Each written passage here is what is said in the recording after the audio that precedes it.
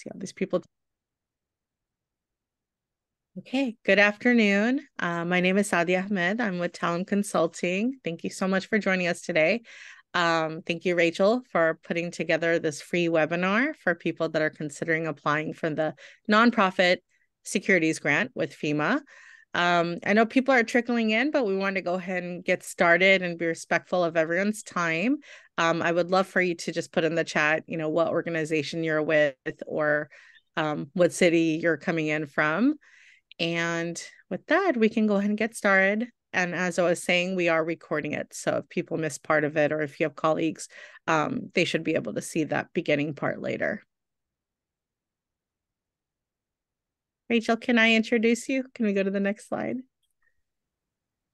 Okay, so I know Rachel is very humble, but she truly is one of the best grant writers I've ever met. So I wanted to introduce her really quick and then hand it over to her.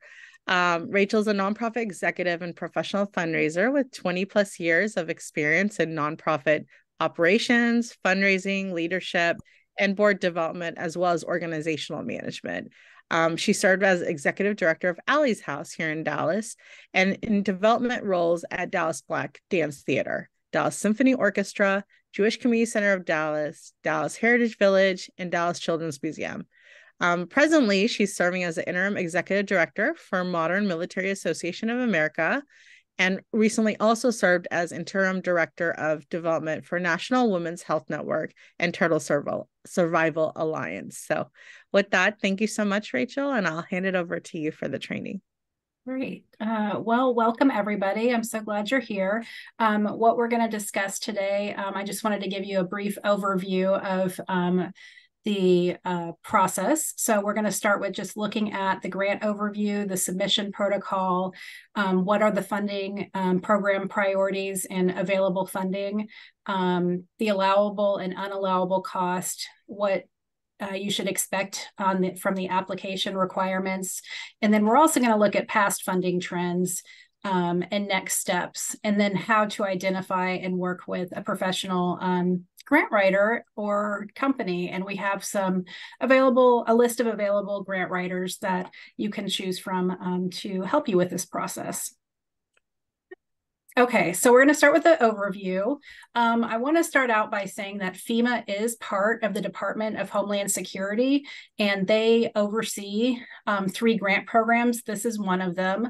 And I want to be very clear that the NSGP grant is not related to DHS's countering violent extremism programs, which I know is a concern for folks. So it is not part of that program. I've included a link to an article that CARE wrote about why Muslim institutions should use FEMA funding to enhance physical security. And I encourage everyone to read it and see why this is a benefit to our organizations. So the performance period for this particular opportunity is generally 36 months, and it begins on September 1st and ends on August 31st. So when you're applying for this fiscal year 2024, that's going to be September 1, 2024 to August 31, 2027. But of course, if you are accepted, they will give you a specific timeline when that happens. Excuse me. So this grant is providing funding for physical security enhancements and other security activities to local, tribal, and territorial governments, as well as nonprofit organizations at substantial risk of a terrorist organization. So depending on your state, you might see different types of organizations, not just religious institutions that are receiving the funding. It is a pass-through grant managed by your state's administrative agency, which provides the federal funding from FEMA for physical security enhancements and other activities. So funding is specifically for preventing, protecting against, responding to, and recovering from terrorist attacks. The grant program priorities, and this is related to what they identified in 2023, but it's very similar to what previous years have been, and I don't anticipate it would change very much for fiscal year 24. Their top priority was enhancing the protection of soft targets in crowded places, and then effective planning, training, and awareness campaigns and exercises were also priorities. Now, Again, this maximum funding is based on fiscal year 2023. They will, once the budget is approved by Congress, they will have a better idea of what that maximum amount will be. It's been $150,000 for the past couple years, so I don't anticipate again that will change. So if you have one site, like if you are a mosque and you just have one site, the maximum you can apply for is 150,000. But if you are an institution that maybe has a preschool or a health center or things like that, you can apply for up to 3 sites and $450,000. And then I wanted to mention that there's 2 streams of funding. There's organizations with physical locations within and without of the designated urban areas. So they identify different urban areas that are at higher risk, and those urban areas are specifically receive their own pool of funding. And then the state has its own separate pool of funding where you can apply from anywhere within the state. And depending on your state, there may be more or less in that particular pool, but they'll provide the amount that they currently have available for the grants for both sections. And this is just an explanation of those 2 funding types. So the NSGP urban area funds nonprofits that are located within the Urban Area Security Initiative, which is pre-designated by FEMA as a high-risk urban area. And then the NSGP state, which is organizations that are located outside of that high-risk urban area. So we're going to talk a little bit about submission protocol. Your state administrative agency is the only eligible applicant to submit directly to DHS FEMA. So this is a pass-through grant, like we mentioned, and it means that you're giving your information to your state administrative agency. They're compiling all of the applications they receive across the state, and then they're packaging that and sending it to DHS FEMA. You can identify your state's administrative agency by visiting FEMA's SAA contact page, and we've included a link here. We'll make sure to send out the presentation so you can click through on all of these links. And it shares the agency's name and website as well as the program contact. So, if you have questions in advance of the release of the FY 2024 proposal, you can still reach out to those folks. And the SAA establishes the final deadline for submission of sub-applications. So even if you see that FEMA's deadline is, say, March 31st, your state agency's deadline is going to be before that. And it could be quite a bit before that. It could be, say, February 15th, because your state wants to have plenty of time for themselves to pull everything together, or it could be March 15th. And that way they're giving themselves less time to complete it and get it to FEMA. It just will depend on where your state is and in that process. Okay, so funding guidelines. NSGP's allowable costs are focused on security-related activities. They're not for cosmetic improvements, and they have to be specific to security enhancements. And you'll see with the investment justification, they'll show you what items that you can apply for, and that will be part of the application process. And it'll be a lot clearer when you're able to look at that list. FEMA closely scrutinizes project descriptions and will place financial holds where it's not clear. So the other thing is that you don't get all of this money up front. You get this money as you are paying for it, and you send your receipts in, and then they will reimburse you for it. And so if FEMA decides that they're not sure if something actually aligns with the guidelines, they might put a hold on it and ask more questions. This funding is also meant to increase self-reliance. So nonprofits shouldn't expect that they're going to get this grant year over year. Now, you can reapply if you do require like additional security enhancements, but first-time applicants receive priority, and they want to make sure that you're planning for self-sustainment for your organization. So to submit an application, a nonprofit has to, be a 501c3. And the different organization types that are eligible are ideology-based, spiritual, religious, educational, including childcare, medical, or other. You have to be able to demonstrate in the application that the organization is at high risk of a terrorist attack. And organizations receive up to 15 points if they're located in an underserved community. So that's the UASI urban area. And then applicants who've not previously received funding receive an additional 15 points. So that's where the priority comes in for people who are new applicants. And we won't go through all of these, but I just wanted to show what some of the allowable security related activities include. And these are based off of the priority areas that we talked about earlier. So the enhancing the protection of soft targets being the top priority, that could be private security guards, it could be physical security or cyber security enhancements. And then there's some examples of what that particularly looks like: security cameras, security screening, access controls, making sure that there's fencing so people can't get onto your property, things like that. So there's a list of different examples for each of the priority areas: planning, training, exercises. And then management administration, you are able to allocate 5% of the budget for management and administration. So that can be project monitoring or financial management of the project. And that's really helpful if you have one point of contact with your organization who's going to be managing this for 3 years, or if you have a committee, it can be used to kind of cover the behind the scenes cost of the time that it takes to implement this project as a whole.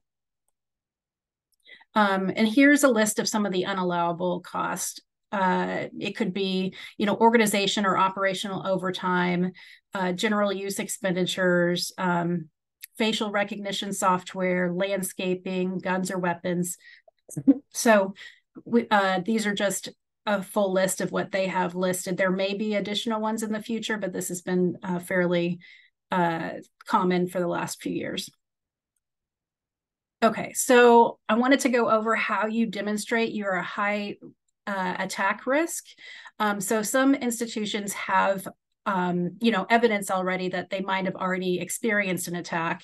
But if you haven't done that, there's other ways to show it. So if there's any incidents like verbal threats or vandalism, anything that's happened at the facility that maybe didn't rise to the level of reporting it to the police, but was still an incident, and you have some kind of incident reporting form that you've tracked it, that's really good to be able to include on there. Now, if you have reported it, making sure that you have the police reports available, then make sure that those are included. You want to describe what the current events are, with like specific attention to incidents that impact organizations that are targeted due to similar mission, belief, or ideology. So for instance, if in your region, if there are other mosques that have experienced vandalism or some type of threats, then you can show that there is this kind of high risk factor because other organizations are facing similar risks. You can also contact organizations or agencies that can provide information on the current threat environment. Whether or not they respond to you is another story. It really depends on how friendly your, law enforcement or emergency management offices are. But I've included an email here for CISA, which is somebody who is, has a lot of tools that they might also be able to provide details about threat environments. And then if attachments that are describing the threats, vulnerabilities, or consequences are accepted in your state, you could also consider requesting a letter of support from your congressperson or prominent leader in your community to include with your request. And that, I think, would go a long way, especially in states that tend to maybe prioritize certain types of institutions over other types, and having that type of prominent support would be very helpful. Okay, so just looking at the application requirements as a whole, you're going to want to make sure that you find out from your state agency if they have additional requirements in addition to FEMA. Now, FEMA's requirements are you have a UEI number that is formerly the DUNS number. So that changed, I think, a year or two ago. So if you haven't checked on your DUNS number in a while, then now's the time. You're also going to need a mission statement on official letterhead specifying the who, what, and why of your organization. So this ends up going to your state agency. It's not submitted to FEMA, but it is a requirement of FEMA. And then your vulnerability assessment, and that is specific to the location or facility that you're applying for. And you should be using what you find in that vulnerability assessment to complete your investment justification form. Okay, now the investment justification, that includes sections on risks, vulnerability, proposed projects to address or mitigate the identified risk and vulnerabilities. And it, like I said, it should be directly linked to what you identified in your vulnerability assessment. In your vulnerability assessment, you can actually do a, CISA has one that is, can be done within your organization. Previously, they had required you to use like an outside agency, and that's changed. You don't have to use a police department or a security group to complete that. There's a self-assessment available. And then there's a signature page, and then your IRS 501c3 letter. If you are a mosque or church or something like that, obviously you don't need to provide that. But if you're a nonprofit, then you would include that. And then an organizational chart with the chain of command and roles, and then optional supporting documentation could be the police reports, insurance claims, photos with a brief description of items submitted within the investment justification. And then you're going to send all of that together in a PDF to your state's administrator and send that, and hopefully everything will be accepted. So that is just an overview of what the process is going to look like. And I wanted to make sure you all had these particular information as far as the application requirement. So even though fiscal year 2024 hasn't opened yet, being able to like go through and start your self-assessment, security self-assessment now is really valuable, because that takes a fair amount of time. And it's something that you're going to want to do with, a number of different folks who are, familiar with your agency. Maybe somebody has, security background, or somebody has a better understanding of what the threats might look like within your organization. You want to make sure those folks are included when you're going through that self-assessment process. Okay, so this is what funding has looked like in the past. It is funding's increased year over year based off of what Congress approves. So in 2021, it was 180 million. In 2022, it was 250 million. And then that went up to 305 million last year. And it's usually split equally between the urban area and state programs, but it's not necessarily equally distributed to states. And some states are receiving more for priority urban areas. And so you can see there's a partial list from the 2023 allocation to kind of see what that looks like. So for instance, Texas has 6 million in state funding and 8 million in urban funding. DC has 8 million in urban funding, and California has 6 million in state and 17 million in urban funding. And it really just depends on, the threat assessments for specific large cities. So if your state doesn't necessarily have any large cities that fall under those higher risk security urban areas, then it might be more competitive because you're all applying under just the state allocation. And I also wanted to highlight that some states, it can be more difficult to receive funding approval. So even in a state where there is significant funding available, it can be difficult for funding to be awarded to minority faith groups. So I use Florida as an example because they publish everybody that they give to. And as you can see here, overall, 80% of their funding for both urban and state goes to Jewish institutions.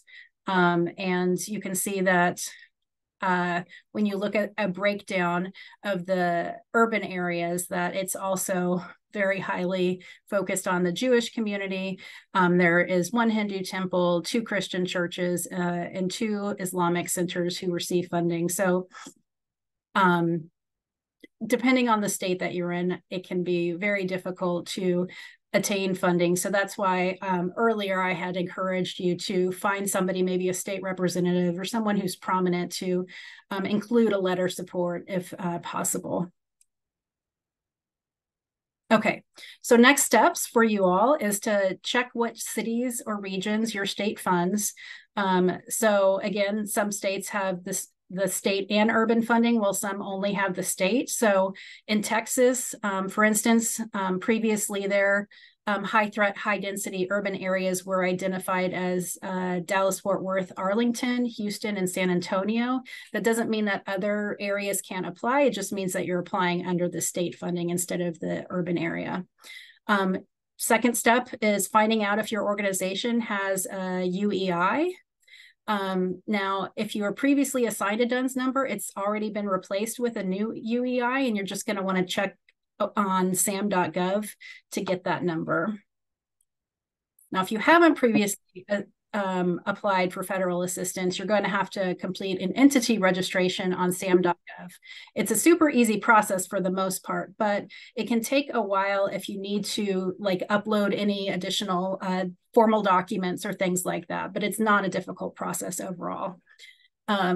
So you're also going to want to identify a primary point of contact. It could be, somebody with project management experience, or it could be like your security committee's chairperson who's going to be responsible for project management overall. And then they're going to be helping either writing the grant themselves with the support of your organization, or they're going to be pulling the information together to help support a grant writer in creating that grant. And the person or committee really should be prepared to project manage for up to 3 years if funded. You're going to also want to go ahead and download CISA Houses of Worship Security Self-Assessment. This is really great that they created this last year, and they're allowing people to now do the self-assessment, because that is one less expense for the organization to undertake. That doesn't mean that you can't get a paid security assessment, or you can't work with your police department. You can absolutely do that and include that information in your self-assessment, or have them complete an assessment for you. This is just the easiest and most inexpensive way for an organization to complete that assessment process. Now, I also wanted to share a little bit of information about how to identify an ethical grant writer. There are for-profit companies that are not professional grant writers that will offer to write your grant proposal for a percentage of your award. Now, they might be requesting 10% of the reward upon the award of the grant. So if you receive a $200,000 grant, you're going to have to pay that company $20,000. And that is not an allowable expense for the federal grant funds. So that means that you're going to be using $20,000 of your general operating funds to cover the amount for that grant writer. And that is a very high cost for writing a grant of this type. So professional grant writers abide by the Association of Fundraising Professional, or the American Grant Writers Association Professional Standards and Codes of Ethics. You want to make sure that before you hire a grant writer, you're going to ask them whether or not they belong to either AFP or AGWA and what code of ethics they abide by, because both codes of ethics explicitly say that members will not accept compensation that's based on a percentage of contributions or contingent upon the award of a grant. So if somebody's coming to you and saying that they will write it for a percentage of the grant if it's awarded, that does not abide by the code of ethics for fundraisers.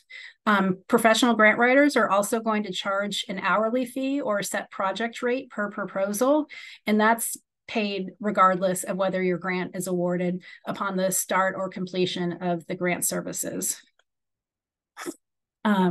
And here's a list of resources that you all can use. The FEMA grants program, that's the overall NSGP application process. That's going to have all of the FEMA federal information. Your state administrative agency, that's going to have your state points of contact. You're going to want to go there and make sure that you have the person who's related to your state's contact information in case you have direct questions for them. If you have just general questions about the grant itself, you can go to that email, nsgp@fema.dhs.gov.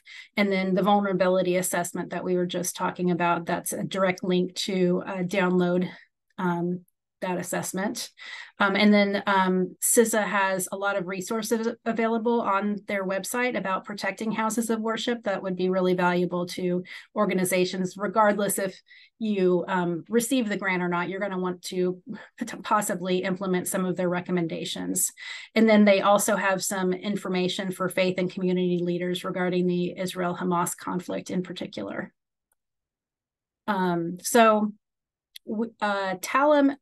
does not provide grant writing services, but we wanted to make sure that you had a list of professional and reputable grant writers across the country who can help you complete your application. So there's a list of federal grant writers here. Some of them are at the national level and can help any state, and some of them are regional and might be able to provide more hands-on support if they are located within your state.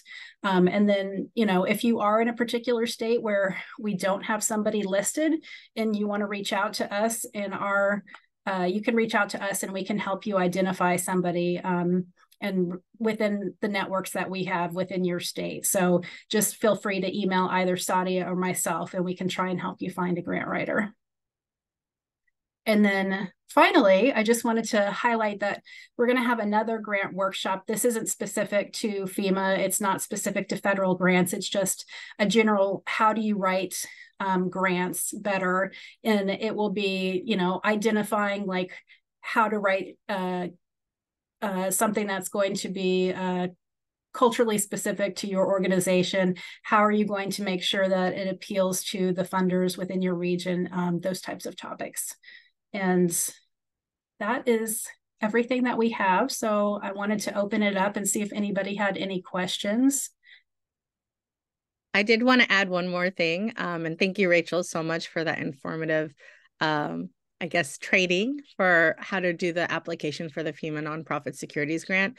I know some people asked if these slides would be available. We will make the recording and slides available. So if you missed part of it, don't worry. You can always go back, and you can also reference all the information we gave because I know it was a lot. I also want to invite y'all to a free space for nonprofit leaders that's on Thursdays. Not every Thursday, first Thursday of the month. So it would be this Thursday. It's called the Virtual Ummah for Nonprofit Leaders. It's open to all nonprofit leaders who are decision makers. So it's kind of a space for peer support to get feedback and also do some learning together. And that's information is on our website at talemconsulting.com.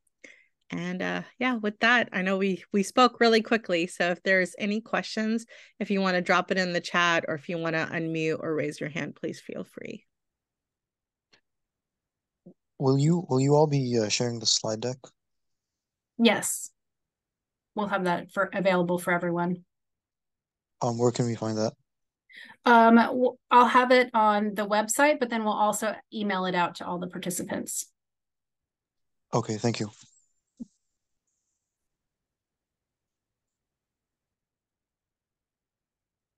Is there anybody here who's already gone through this process who wants to talk about, you know, what that has looked like for them?